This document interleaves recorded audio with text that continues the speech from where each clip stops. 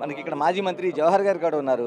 జవహర్ గారు చెప్పండి, ఫస్ట్ నుంచి కూడా మీరు ఒక త్యాగాలకి సిద్ధపడిన టీంలో కూడా మీరు కూడా ఉన్నారు. ఏమనిపిస్తుంది ఈ విజయం చూస్తే? ఇది ప్రజలందరూ ఆశీర్వదించి ఇచ్చినటువంటి ఇది. ఎందుకంటే ప్రజలను ఏ విధంగా అయితే ఇబ్బంది పెట్టిన తర్వాత విముక్తి ఏదైతే ఆంధ్రప్రదేశ్ విముక్త కావాలనే కోరుకున్నటువంటి సందర్భంలో ఇంత మంచి ఫలితాలు వస్తూ ఉన్నాయి. ఎందుకంటే కనీసం ప్రతిపక్ష హోదా కూడా జగన్మోహన్ రెడ్డికి ఉండే పరిస్థితి కనపడతలేదు. రాబోయే రోజుల్లో మొత్తం వైండప్ చేసుకొని వెళ్ళిపోవడం తప్ప వేరే మార్గం ఏం లేదు. ఆల్రెడీ కొంతమంది టీవీలు పగిలితేనే ఆయన దగ్గర కూడా వెళ్లకుండా దూరంగా ఉన్నారు. ఒక ఓఎస్డీ తప్ప ఎవరు లేరు. రాబోయే రోజుల్లో జెండా కనపడదు, దిమ్మలు కనపడు, వాళ్ళు కనపడరు, అందరూ కూడా సర్దుకొని పోవాల్సినటువంటి పరిస్థితి. ఇక్కడ ఏంటంటే మాకు కక్ష సాధింపు అనేది మాకు లేదు. మేము రాష్ట్ర అభివృద్ధి కోసం కట్టుబడి ఉన్నాం. ఇచ్చిన హామీలు ఏ విధంగా అమలు చేయాలనే దాని మీద దృష్టి పెడతాం తప్ప జగన్మోహన్ రెడ్డి ఉన్నాడా, ఊడిపోయాడా, ఎక్కడ పోయాడు వాటి మీద ప్రధానమైన దృష్టి లేదు. మా దృష్టి అంతా కూడా సూపర్ 6 ఏ విధంగా అమలు చేయాలి, ఈ రాష్ట్రాన్ని అభివృద్ధి ఏ విధంగా చేసుకోవాలి, అమరావతి పునర్నిర్మాణం ఏ విధంగా జరగాలి, ఈ రాష్ట్ర ఆర్థిక పునర్నిర్మాణం కోసం పూర్తి స్థాయిలో కష్టపడతాం.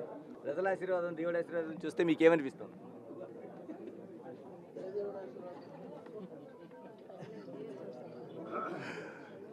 ప్రజలు మా వైపు ఉన్నారు. చంద్రబాబు నాయుడు గారు ఆ రోజున ఇది కౌరవ సభ, ఈ సభలో నేను తిరిగి అడుగు పెట్టను, ఇది ఇటు చూడు నా వైపు, ఇది ఇటు వీడు చూడు, ఇది గౌరవ సభగా మారిన రోజే మరలా తిరిగి శాసనసభలో అడుగు పెడతానని ఒక ప్రతిజ్ఞ చేసి ఈరోజు కురుక్షేత్ర సంగ్రామంలో కౌరవ వధ జరిగింది. గౌరవ సభగా మారింది. ఇది కౌరవ సభ నుంచి గౌరవ సభగా మారింది. చంద్రబాబు నాయుడు గారు ముఖ్యమంత్రిగా ఈ సభలో అడుగు పెడతారు. ఆయన ప్రతిజ్ఞ నెరవేర్చే దిశలో రాష్ట్రంలో ఉన్న ఓటర్లందరూ కూడా ఆయనకి మద్దతు ఇచ్చారు. ఈ కౌరవ నాయకుడైన దుర్యోధనుడికి 2 తొడలు విరగ్గొట్టారు ఈ రోజున ఓటర్లందరూ కూడా. మరలా తిరిగి లేవకుండా కొట్టారు.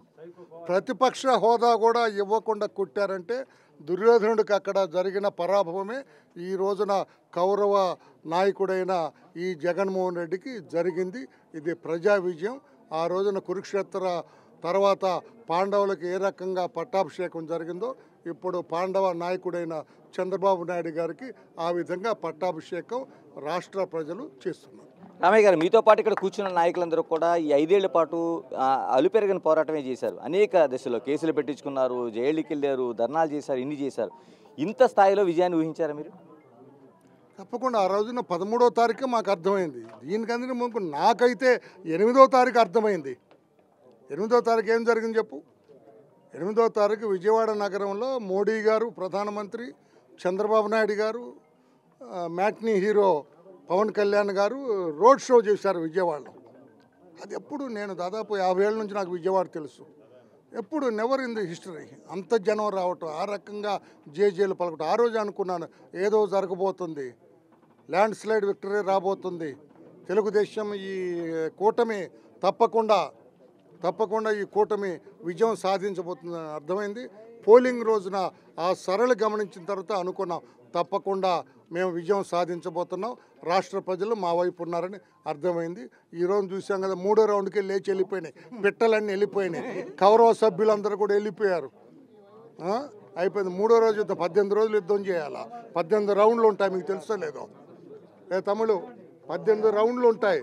18 రౌండ్లో 3వ రౌండ్కి 3వ రోజు యుద్ధానికే లేచి వెళ్ళిపోయినాయి పిట్టలన్నీ. అర్థమైంది జనానికి.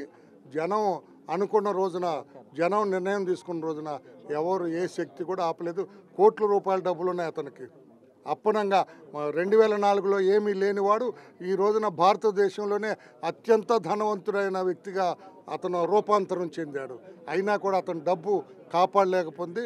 ప్రజల అభిప్రాయం ముందు, ప్రజల అభీష్టం ముందు ఇతని డబ్బు బీటలు వారింది.